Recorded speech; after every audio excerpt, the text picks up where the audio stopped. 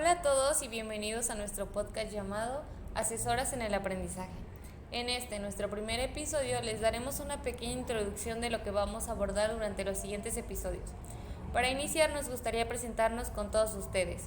Durante estos episodios nos acompañarán las maestras Aranza, Narubi, Gabriela, Ariana y su servidora Jocelyn. Somos un grupo de compañeras de trabajo que nos interesa compartir nuestro punto de vista con todos ustedes acerca de esta temática. Llevamos algunos años conociéndonos y trabajando juntas, por lo que si se escucha que nos dirigimos de manera informal es por esa razón y para hacer esta charla más amena y disfrutable. Para empezar, Aranza, ¿para ti qué es una escuela inclusiva y por qué es importante? Mucho gusto, es un placer para mí estar aquí. Una escuela inclusiva es un espacio educativo en el que se valora la diversidad y se trabaja para garantizar que todos los estudiantes, independientemente de sus diferencias, tengan acceso a una educación de calidad. Es importante porque promueve la equidad, la justicia y el respeto a la diversidad. Mucho gusto, soy Gaby. A mí me parece muy interesante y comparto el punto de vista de Aranza, pero me parece importante recalcar que no solo se debe incluir a los alumnos con discapacidad, sino también a los alumnos que son migrantes, a los que tienen gustos e intereses diferentes o aquellos que tengan dificultades en sí, a todos.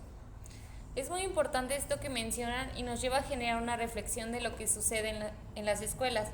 Pero en este contexto, para ustedes, ¿cómo puede la asesoría y el acompañamiento contribuir a la construcción de una escuela inclusiva? Porque para mí la asesoría y el acompañamiento son fundamentales para brindar un apoyo personalizado a los estudiantes que tienen algunas necesidades específicas y que deben ser atendidas. Sí, bueno, principalmente, antes que otra cosa, soy Narubi, pero respondiendo un poco a la pregunta. En general, cuando hablamos de inclusión educativa, tiene sentido que recordemos principalmente a las personas que están en situación de discapacidad o una condición del neurodesarrollo. Es lo más puntual que atiende precisamente la educación inclusiva, educación especial, inclusión educativa. Pero recordemos que, cuando digo esto, cito a Irene Torices, 2006, en donde ella nos explica que no solo existe una sola forma de discapacidad que proviene de un déficit orgánico, sino que también existe la discapacidad social. En este caso, cualquier persona que tenga algún impedimento para desarrollarse de manera óptima e íntegra, inevitablemente en un futuro va a tener repercusiones para poder desarrollarse o acceder a cualquier tipo de servicio, simplemente tener una vida, entre comillas, lo más normal posible, ¿no? Y con estas personas que vienen de estas situaciones, también conocidos como grupos vulnerables, pues podemos encontrar a los migrantes, como ya lo mencionaron anteriormente, a los hijos de las personas que tienen enfermedades terminales, hijos de trabajadoras sexuales, simplemente a niños en situación de orfandad, niños en situación de disputa legal o simplemente hogares disfuncionales, que no es necesario tener una situación crítica y devastadora, porque bueno, en muchas ocasiones los hogares disfuncionales son los que no permiten que la persona se desarrolle óptimamente, ¿no? Y respondiendo a esta pregunta de cómo contribuye la asesoría y el acompañamiento en la escuela inclusiva, pues creo que simplemente se trata de empatía y de tomar en cuenta que el concepto de alumno ideal o de lo que se supone que debe de ser un alumno o precisamente el cumplir este derecho a la educación, más allá de un derecho, en nuestro sistema nacional resulta más un privilegio, debido a que para cursar ya sea educación básica o en su defecto educación superior, debes de tener ciertas oportunidades y si no las tienes simplemente no puedes entrar al sistema, ¿no? Entonces, para mí la forma en que la asesoría y el acompañamiento contribuyen a la educación inclusiva es tomando en cuenta que existen diversidad de condiciones que no siempre se atribuyen a un déficit orgánico, a una discapacidad, sino a precisamente esta discapacidad social que no te permite vivir al ritmo que se supone que es. Muchas gracias, Narubi. Con tu aportación creo que nos queda un poco más claro cuál es el rol que debemos tomar nosotras como docentes y las docentes que nos acompañan, los escuchan, perdón. Ahora sí, ¿podrían mencionarnos cuáles son algunos ejemplos de asesoría y acompañamiento que podemos nosotros ofrecer en las escuelas para poder crear esta escuela inclusiva que es de la que venimos hablando? Se pueden brindar apoyos específicos en el aula, como adaptaciones curriculares, uso de materiales didácticos accesibles y estrategias de enseñanza diferenciada, así como también se puede ofrecer servicios de psicología, orientación y tutoría para atender las necesidades emocionales y sociales de los estudiantes. Muy interesante.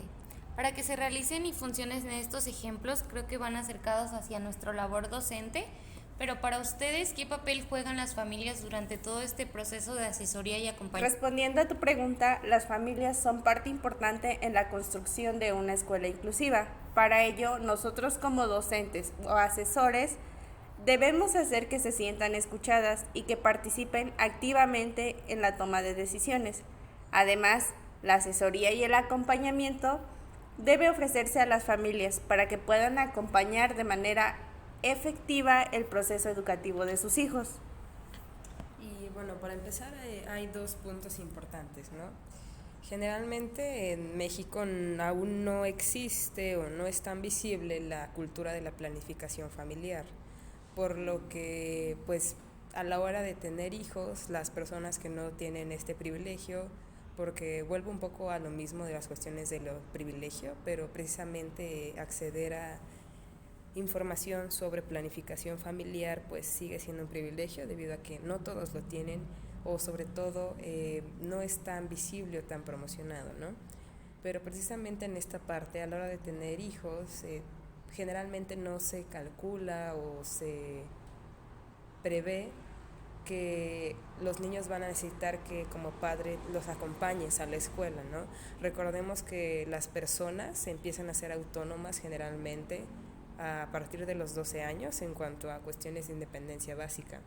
Antes de eso, incluso ya en edades de 12 para arriba, que viene siendo secundaria, preparatoria, los niños o adolescentes aún como padre te necesitan, sobre todo necesitan el apoyo o la presencia maternal o paternal o familiar en este caso, ¿no?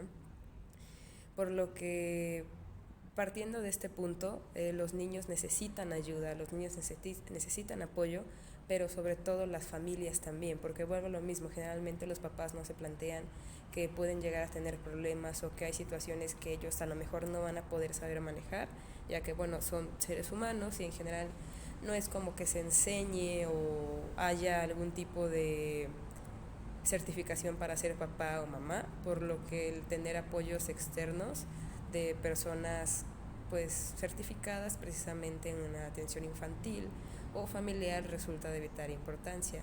Y por último, hay una reflexión que personalmente me dijo una prefecta de la secundaria, o bueno, no a mí, a mis papás, y fue que ellos solo me iban a tener a mí en su control, o en su guardia, en su custodia, como quieran llamarlo, 3 años, ¿no? La duración de la secundaria, y que de ahí en fuera ellos tendrían que ver qué hacer conmigo, ¿no?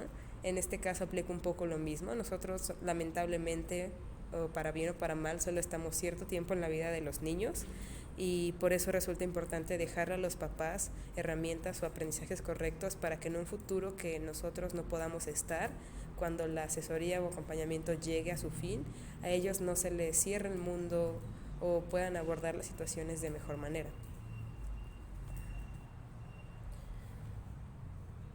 Es importante todo esto que mencionan y en este momento me parece importante mencionar que este podcast va dirigido no solo para docentes, asesores, sino también para todos los padres de familia, cuidadores, cualquier persona que esté interesado en este tema. Muchas gracias, compañeras, por iniciar a contarnos un poco sobre lo que es la asesoría y el acompañamiento, que en resumen la asesoría y el acompañamiento son herramientas claves que sirven para promover la inclusión educativa. Y esperamos que con este primer episodio les hayamos podido generar un cierto interés para que puedan escuchar nuestros siguientes episodios, donde hablaremos un poco más sobre algunos temas que ya mencionamos y les traeremos nuevos temas que seguramente serán muy interesantes para todos. Gracias por escucharnos y hasta la próxima.